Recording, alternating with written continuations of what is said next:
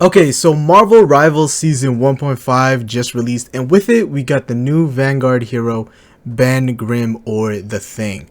Now, The Thing has some crazy tech in a brand new playstyle that I believe can help you in your ranked games. Even if you don't play The Thing, it's important to understand how his abilities work. So, today I'm going to teach you how to properly play The Thing, and I'm going to teach you the best comps to run with The Thing and what enemy comps you should avoid if you play as The Thing. And if you like Marvel Rivals videos, make sure to hit that like button and subscribe to the channel. Let's get started. So, first of all, let's talk about his kit.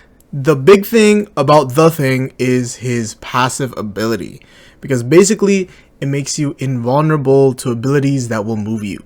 So, for example, Wolverine won't be able to lunge you away, and the Winter Soldier won't be able to hook you into him. And the Invisible Woman won't be able to push or pull you with her abilities. But you gotta remember that you can still get stunned even if you won't get moved. So, for example, if Bucky hooks you, you'll still get stunned, you just won't move anywhere. But if it's like Mantis Sleep, you can still get slept or frozen by Luna Snow. However, you can counter this with the charge ability. Now, this ability, when you're running around, lets you run around. During this time, you will be invincible to CC or any stuns. So again, Mantis or Luna, or even Doctor Strange and Groot's stuns will not have an effect on you. But that's only when you do the charge. In this mode, you'll also get a little bit of overhealth, so it'll help you if you're low health and you need to run away, or if you're going to initiate the charge for your team. It can help a lot in that aspect as well. But other than that, this ability also lets you run around and toss enemies up into the air, and it also does some damage to them. But the most important part of this ability is when the charge ends, because when the charge ends, The Thing will do a slam on the ground and create this like rocky terrain on the floor. And this is very important because in this terrain, characters with movement abilities like Spider-Man or Cloak and Dagger won't be able to use their movement to escape. It's the same as in Namor's ult, when he ults and you are not allowed to use any movement abilities if you're inside the ult. So it's the same concept, but this time it's just an ability rather than an ultimate.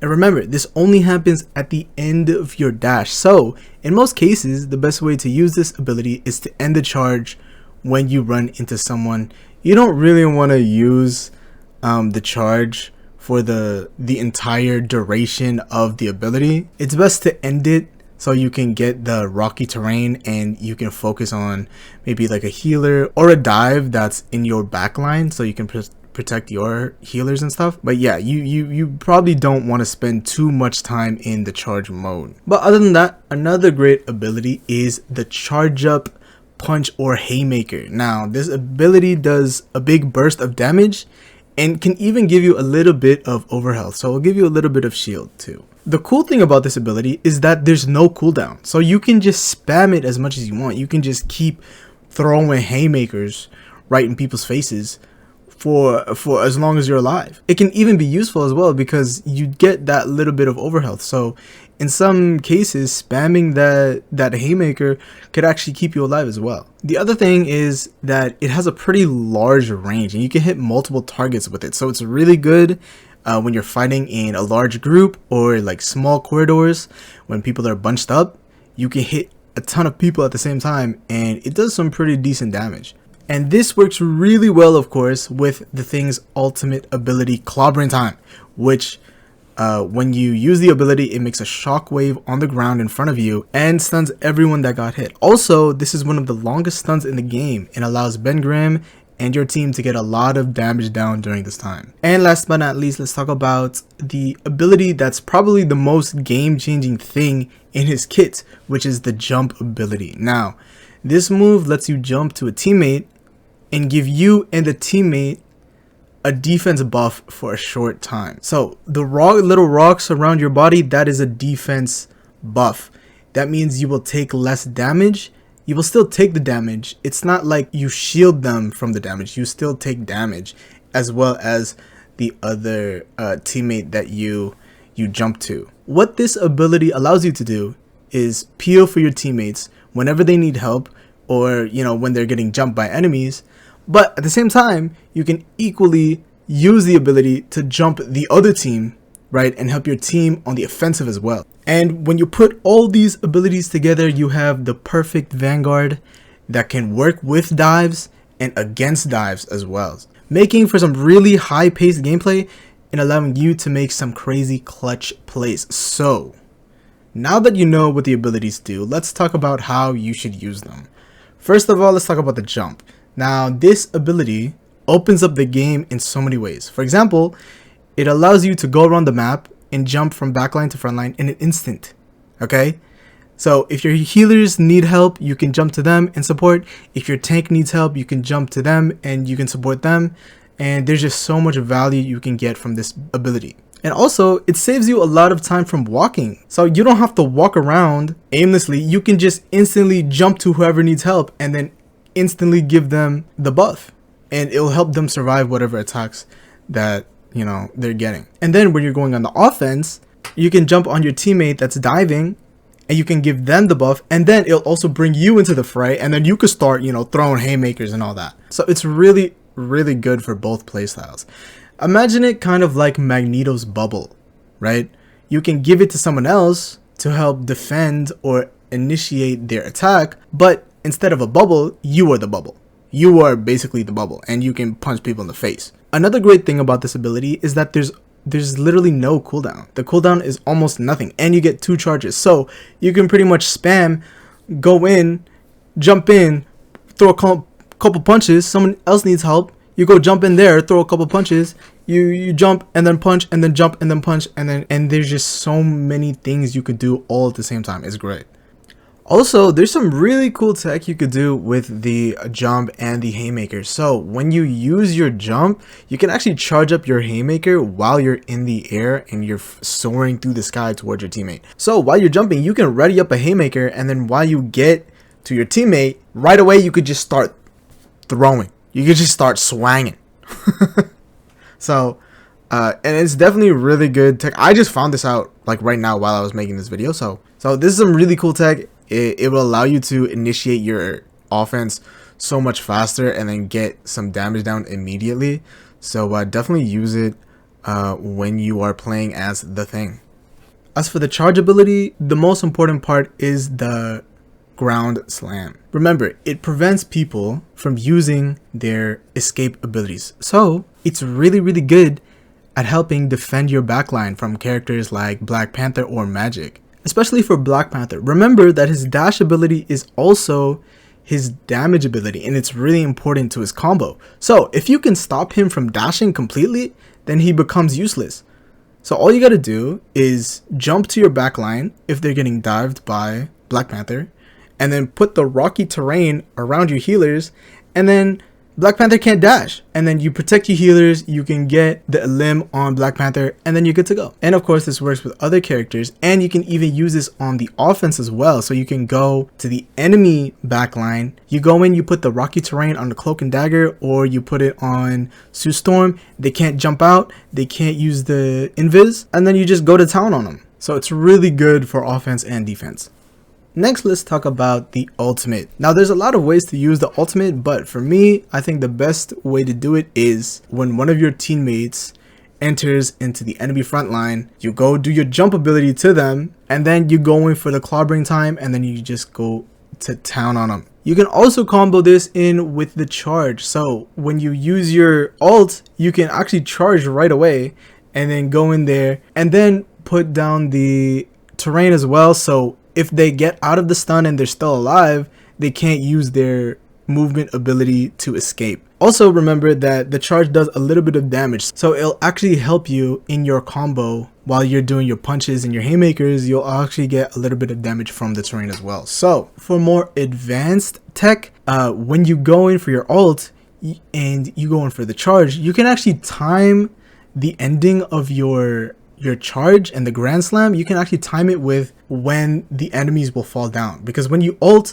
all the enemies will go up, and as they're falling down, you can actually hit them when they're coming down with your Grand Slam, and it will make your combo way more efficient and you will kill them way faster.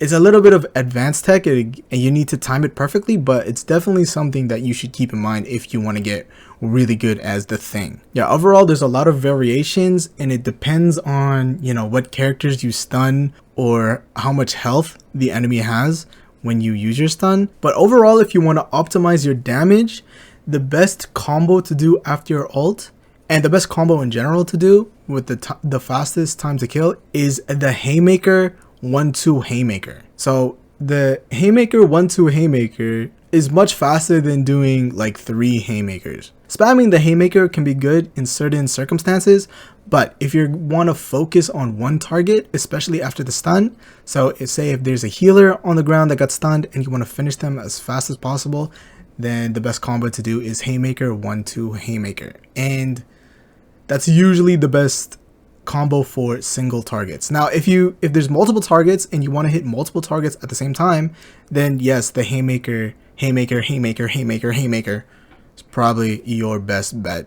Also, another important thing to remember about this the ult stun is the stun timer starts when the ult makes impact with each enemy. That's because the shockwave effect of the ult. So that means that the stuns are actually staggered. That gives you a lot of time to use the ult and charge into the backline to secure the limbs on the healers. So for example, if you use your ult, the likely scenario is that the healers are in the back and got stunned last. So a good strategy is to just charge in and forget everyone else that's in the front and focus on the healers. And don't worry, because even though you got there later, the ult also got there later. So they will get out of the stun after the rest of the team because they were in the back. It's a little minute detail, but if you want to master the ult, it's something that you need to know and keep in your back pocket. Okay, now that you know the basics, let's talk about the character matchups, which is also very important. First of all, let's talk about team comps that work well with the Thing. Right now, one of the best tanks to combo with the Thing is Venom, okay? Because when Venom dives, you can go in and jump to Venom into the enemy backline and you could just start bullying him. And don't forget, you also give Venom the defense boost and you give yourself the defense boost when you jump to him. So you're just gonna have that much more potential to disrupt the backline. And with Venom's new reworks, he'll pull people into himself, and then when he pulls people into himself, if you're there, you can use the ground slam to prevent them from using their escape abilities as well. So there's so many things you can do with Venom, and there's just so much havoc you can wreak just with those two tanks. And you don't even need another dive DPS because Venom and the Thing can just do all the work. And when Venom and the Thing start to feel a lot of pressure, Venom can swing out, and then as Venom is swinging out, the Thing can just jump to him as well, and then everything's gone good, and then you can just go back into your backline, get healed up, and then you can do it again. And the Thing also synergizes well with other dive tanks and brawlers like Thor and Captain America. But Venom is definitely the best tank combo right now. And also the great thing about using the Thing in dive comps is that you can go back and forth from frontline to backline instantly. So if you guys are running mirror dive comps, like both teams are using dive, you can go in, get some damage down on the front line, but then when your team is getting dived and your team needs help, you can peel for them, come back right away, and then protect your healers and your backline so easily. So that's the great thing about the Thing, is he has so much potential in both parts of the game, offense and defense. Speaking of supports, let's talk about the best supports to run with the Thing. And when we talk about healers, you have to understand that the Thing, because of his kit, he opens up so much opportunities for other characters that otherwise are gonna have a hard time without him. So for example, Adam Warlock and Mantis, who have a really good team up, but struggle a lot with divers and flankers. If you have a Thing on your team though, the Thing can come and peel for you, help you when, you know, there's a Spider-Man or a Black Panther or Magic, and he could go in and support you and help you deal with the divers, and Mantis and Warlock can focus on doing their insane damage and insane healing together. So this brings so much more to the meta, because now if the Thing is in the mix, the healers can start doing a lot of damage as well, because now they have that much more support with the Thing's presence in the backline. That could be a literal game changer for the meta, in my opinion. I think that's where the meta is going. I think Adam, Warlock, and Mantis are going to come back in the meta. We'll see. Maybe I'm wrong. Make a comment in the comment section if you think I'm wrong. But anyway, the other great healer for the Thing is Loki. Because again, Loki can give a lot of burst damage and even give the survivability green runes. Remember, the Thing doesn't have like a shield or ability to protect himself from damage. He can lower the damage and he can give himself a little bit of overhealth, but he can't negate a damage like a Strange or a Magneto. So he works really well if you have a character with a shield or who gives invincibility. For example, Sue Storm and Loki, they can give him a little bit of shield and give you more time to heal him up. In the same vein, characters with like a lower passive healing are not really that good. So Rocket Raccoon is not really suitable with the Thing's playstyle, because the passive healing is just very slow and there's not enough sustain, and the Thing does not have the abilities to stop damage from coming in, giving him the time for you to heal him up. You know what I'm saying? So that is one detriment to the Thing, is slow passive healing. Also, if the Thing is dashing around, say he's taking a lot of damage and he wants to escape, so he uses the dash to get a little bit of overhealth, and the Rocket player tries to heal him up, he's running around. It's hard for the bubbles to track him if he's running around all over the place. So the passive healing is even worse if he's moving around, jumping and dashing. There's just not enough to sustain the Thing, especially because of his unique kit. So those are the healers. As for damage, the best damage comps you can run, obviously Wolverine is very good because of their team up, and basically any other brawler type characters that can help the Thing move around from frontline to backline with their movement, or characters that can go initiate the offense and then the Thing will come up and back them up. Those characters are really, really good, very strong with the Thing. Also, characters like Namor or Moon Knight, they can get a lot of value if you synergize their ults.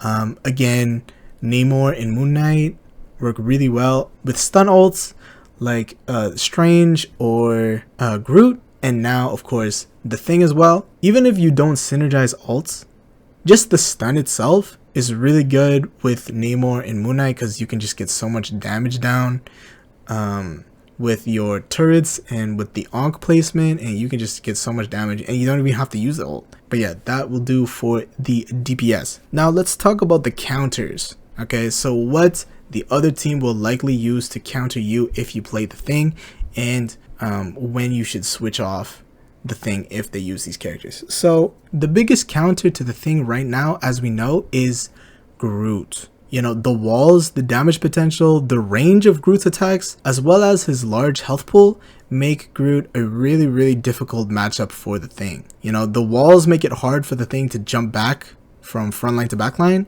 and because of that, it removes a big part of his kit, essentially, and it's just because of the walls. And because of his punch, there's not a lot of things that Ben can do against the Groot walls. He just has to go in and punch them, and if you go in and punch the walls, the Groot can actually do so much damage to you because you're next to the wall, and you just get damage and you just get melted completely by Groot. Also, like, he has a pretty long range for his attacks, so Groot can do a lot of damage to you, but you can't do that much damage back to him if you're in like a 1v1. So again, 1v1 Groot versus the Thing, it's not a great matchup for the Thing. And again, remember, the Thing does not have a shield, so he needs burst health, he needs healing a lot of points during the game. So if the Groot blocks off your healing and they're not shooting the walls, there's not much you can do. And even if you try to use your charge ability to escape, the Groot can easily block you off from charging, and then you're just put in a really bad position. So do not try to play the Thing into Groot. He's a very, very hard counter. Another potential counter is Penny Parker, almost only because of the mines. The Thing does not have an answer for Penny mines, and he just gets absolutely rocked every time by the mines. And when it's time to ult, when it's spider time for Penny Parker, the Thing can't really do much unless he wants to waste his ult to stun Penny Parker. There's not much that he can do because, you know, Penny Parker just running around and he's only got punches. So again, a pretty big counter to the Thing is Penny Parker. On the flip side though, a tank that the Thing really counters pretty well is Doctor Strange, because, well, of course you can just go in and punch him through the shield in the face. And again, when you use your charge ability, it prevents Strange from doing his big jump. So if he's low health and he's putting up the shield, you just charge in, you put the terrain down, and you can finish him off. Easy peasy. The charge also allows you to tank the stun from the Eye of Agamotto. So if you hear Strange ult, say Eye of Agamotto, you can go counter it with your charge, and then that's that. Or you can also stun him during his ult. So if he tries to ult, you can ult as well and then stun him before he uses his. I don't know the logistics. I don't know how hard or easy it is to do that. I've never seen it, but maybe there's somebody out there with some really crazy like reaction time that will be able to consistently stun Eye of Agamotto with your clobbering time. But even if you don't, you still have the opportunity to not get stunned by Strange and then try and protect your team from his follow-up damage. You can definitely do that with the Thing. Oh, and did I forget to mention that the Thing ult goes under Strange's shield, so Strange can't actually block your ult. There is some tech that will allow you to block the ult with your shield. If you're playing Strange, you can block the Thing's ult with your shield, but it won't block it for the entire team. So yeah, keep that in mind. And definitely the Thing is a pretty good counter to the Strange. Just Strange. Doctor Strange. Now that we talked about tanks, let's talk about healer matchups. In terms of healers, one of the big counters is actually Adam Warlock, because of the amount of damage he can do to your rocky shieldless body, and the fact that the soul bond can keep the team alive even when they, you know, are in rocky terrain or if they're stunned by your ult. So definitely watch out for Adam Warlock. Again, he's one of those characters that get better as the ranks go up. So in higher ranks, like Adam Warlock will rock you, pun intended. But in lower ranks, maybe you can get away with it, but definitely keep in mind that Adam Warlock has a lot of damage potential and can really counter you. But the biggest healer that you should watch out for is Rocket Raccoon. Firstly, because it's almost impossible for you as the Thing to like catch and eliminate him. You know, he has so much mobility. He can run up the walls and use the dash, and there's really not much you can do. And his gun does some pretty good damage if you don't have a shield and if you're a big hitbox. So it's easier for Rocket to track you and do a lot of damage on you because of your hitbox and the fact that the Thing has no shield. So definitely watch out for Rocket Raccoon. But also, I think the big thing about Rocket Raccoon is his team up with the Punisher and Winter Soldier. Because if that Rocket Raccoon can give that infinite ammo to Punisher and Winter Soldier, they will just melt you, absolutely melt you. He can kill you in like 3 shots with a shotgun on infinite ammo, and you know, Punisher would just walk up to you, bop you in the face, and then you're gone. You're not the Thing. You're actually nothing now. You're nothing. You're not the Thing. You're nothing. So definitely watch out for Rocket and his team up. In that same vein, let's talk about flyers. So characters like Iron Man and Storm, they can do a lot of damage on you, and just because you're playing the Thing, they'll be able to farm their ultimates up so much faster. Again, you don't have a shield and you don't have anything to kind of pressure the flyers out of the air. You're basically just a sitting duck for Tony Stark and his flying friends. So it's either your team focuses the flyers to help you out, and if they can't do that, then you should probably switch off the Thing, because you're just gonna feed them ult charge every time you run out of spawns. So keep that in mind when you are playing the Thing. He does have some pretty good range on the Haymaker, but it's just not enough to prevent you from getting absolutely farmed by flyer characters. Other characters that are really good against the Thing are characters like Psylocke or Hela that can do some really good damage at range and then farm their ults when you are just standing there punching people. So watch out for those characters because they can do a lot of burst damage and you can get melted in an instant. Also keep in mind characters that get benefits from headshots like Mantis or Namor, or really good counters against you, because you know the Thing's got a pretty big head. If you're just standing there with no shield giving people free headshots, you're just giving them extra damage because they get so much value from headshotting you, and then they just do more damage and they can just snowball into more ults and snowball into just winning the game because you got a big head. It's not just Namor, any character with like deployable abilities can be hard for the Thing. So like Namor, Loki, because obviously the Thing, it'll be hard for him to go and eliminate the deployables like the turrets or the clones. And of course, like if Loki uses runes on you or before your ult, like he can completely counter your ult with the runes, and there's not much the Thing can do to destroy the Loki clones. So Loki is kind of a hard counter to the Thing. Oh, and also Namor, if Namor hears your ult, he can just dodge it using his water bubble ability. So those two characters are really good against the Thing. And I think that's all I wanted to talk about for team comps. So please keep that in mind, what team that you have or what team you're playing before you start whipping out your Thing, you know what I'm saying? But that's it for this video. Thank you so much for watching. I really appreciate all the support. If there's any new tech or new matchups that is discovered in the future, let me know in the comments section below. Good luck on all your games. Thank you so much for watching. If you liked the video, hit that like button and subscribe to the channel. And I'll see you next time. Peace.